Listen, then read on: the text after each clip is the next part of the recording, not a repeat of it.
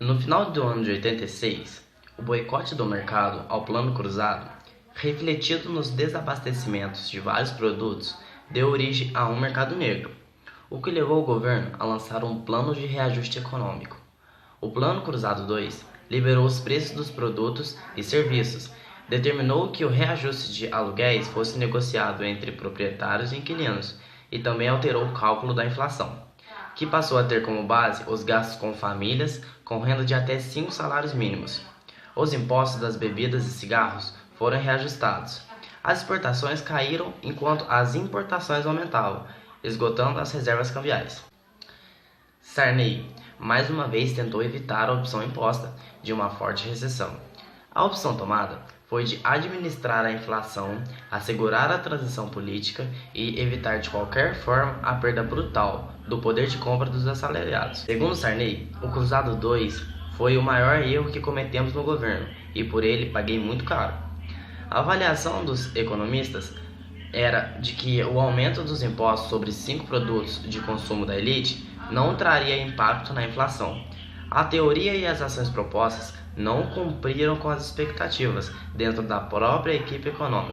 Agora vamos falar um pouco sobre as principais propostas do Plano Cruzado 2. A primeira delas foi a liberação parcial dos preços dos produtos e serviços. A segunda foi o reajuste dos aluguéis a ser negociado entre proprietários e os inquilinos. Terceiro, a alteração do cálculo na inflação, que passaria a ter como base os gastos das famílias com renda de até 5 salários mínimos. A quarta, o aumento das tarifas e serviços públicos. A quinta, o aumento da carga fiscal. E a sexta, a reindexação da economia. O Cruzado 2 foi um pacote fiscal que acabou por fornecer uma válvula de escape para toda a inflação reprimida durante o congelamento de preços. O plano pretendia controlar o déficit fiscal, aumentando a receita tributária. Permaneceria o gatilho salarial, porém os índices de inflação eram ajustados. De todo modo, em 1987, o índice atingiu um patamar que disparou o gatilho. Houve vários protestos em Brasília e um protesto que ficou muito conhecido foi o Badernaço, no dia 27 de novembro.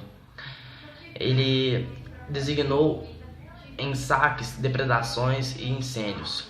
Em 25 de julho de 1987, uma multidão apredejou o ônibus do presidente no centro do Rio de Janeiro. Havia problemas também na frente do balanço de pagamentos. A taxa de câmbio, oficialmente congelada, estava sobrevalorizada, favorecendo o aumento das importações e prejudicando as exportações. O pânico veio em 20 de fevereiro de 1987, quando, diante a queda vertiginosa das reservas cambiais, ou seja, as reservas das moedas estrangeiras, o ministro Funaro surpreendeu os pagamentos dos serviços da dívida externa aos bancos privados. Era a moratória unilateral, ou fantasma que sempre assombrou os ministros das fazendas brasileiros. Os preços dispararam, o governo desistiu de controlá-los, reabastecendo-se à indexação.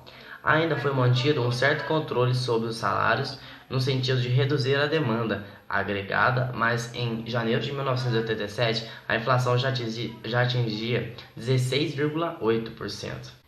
Depois de uma curta existência, de novembro de 1986 a julho de 1987, o Plano Cruzado 2 havia se tornado apenas mais um plano, estabilizado, fracassado. E assim, em maio de 1987, 5 meses após a sua edição, o ministro da Fazenda, Dilson Funaro, foi substituído por Luiz Carlos Bresse Pereira.